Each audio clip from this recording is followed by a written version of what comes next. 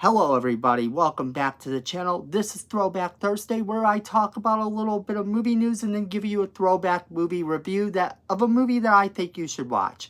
And today we have to talk about Scream 7 and the news that's just come out about that, and then we're gonna jump right into our throwback movie review of Wes Craven's Shocker.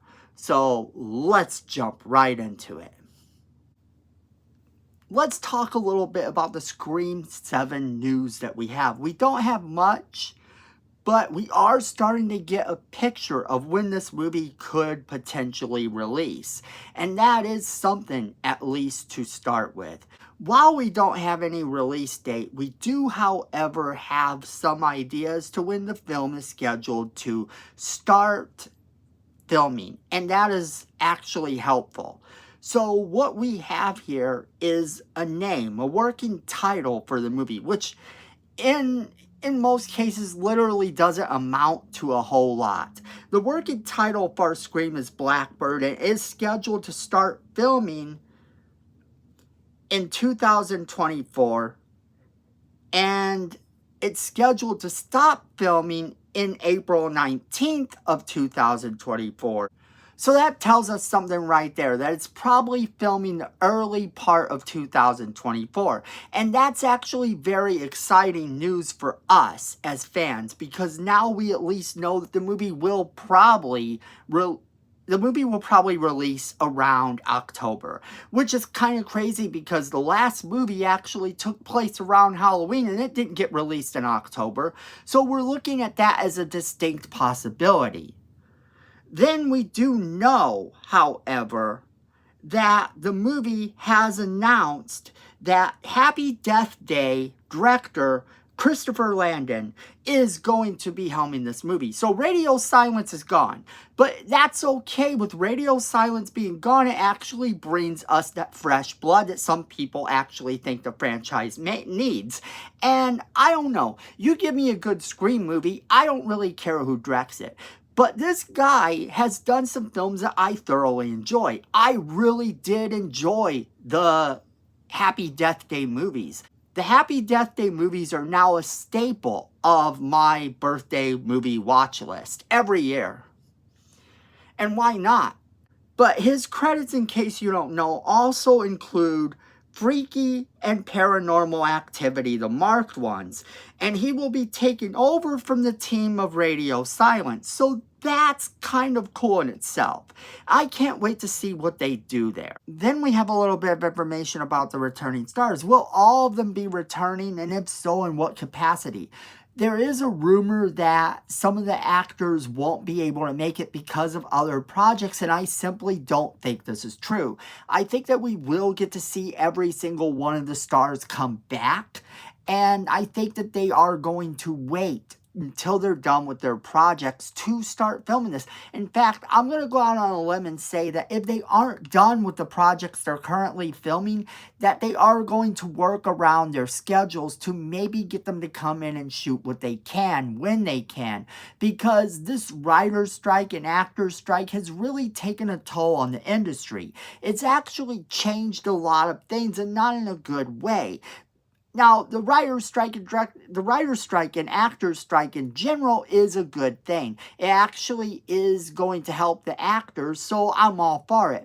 But in terms of you as the movie fan, this could push back several projects. Now, I don't believe that this pushes back the Scream project, as it's not scheduled to start film until early next year, and by then everything should be over. Now, hopefully some of these other projects are in the works already or have started filming. If not, we could be looking at a slight delay while those projects get filmed. And if that is the case, then that just has to be the way it is. But I don't think we're going to see them do this movie without all the existing survivors come back.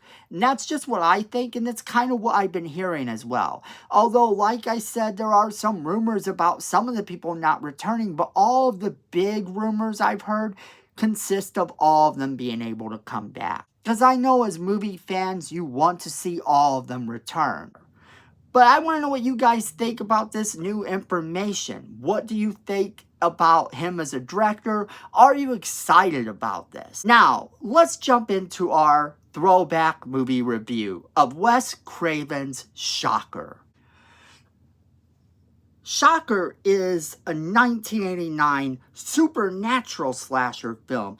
It follows a serial killer that gets executed named Horace Pinker. Alright, so the joke here is that Horace Pinker actually gets electrocuted. And this electrocution somehow gives him these powers. These powers to control electricity, which he then uses to go after the family of the cop that put him away. We get to see this whole thing play out in this really crazy way, with him jumping through televisions and different things that involve a little bit of electricity, because he's not quite alive. And the movie is very unique. It kind of brought a different take on the Freddy Krueger element that Wes Craven is famous for. And it could have been a very good movie. However, the movie didn't perform nearly as well as they actually wanted it to. And it's oftentimes packaged along with The People Under the Stairs. You can buy this DVD of it. And it does have an okay vibe to it. I personally rather enjoy this movie as a guilty pleasure, but it's not one that I watch endlessly or watch over and over. The movie kind of leaves a lot to be desired, but if you want a slasher film that's a bit different and kind of a unique take on everything else, I do highly recommend that you watch this movie.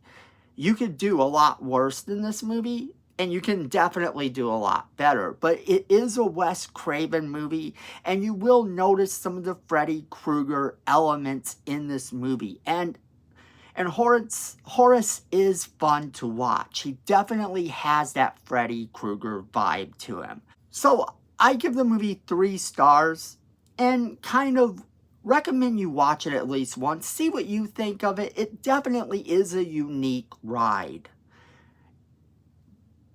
So I want to know what you guys think. Have you seen that movie? What did you think of it? As always, we want to know what you guys think, so make sure you're leaving us that comment in the comment box below, letting us know what you think. Share this video with all of your friends so they can be a part of the conversation as well. And then, friends, make sure you hit that like button. It helps the channel, and it's free, and we appreciate it. Miko says we need more subscribers, and you don't want to disappoint Miko, so go ahead and hit that subscribe button. Hit that notification bell while you're down there so you don't miss a single video we do. And then, friends, at the end of the day, I know it, you know it, and Miko knows it. Fandom is family.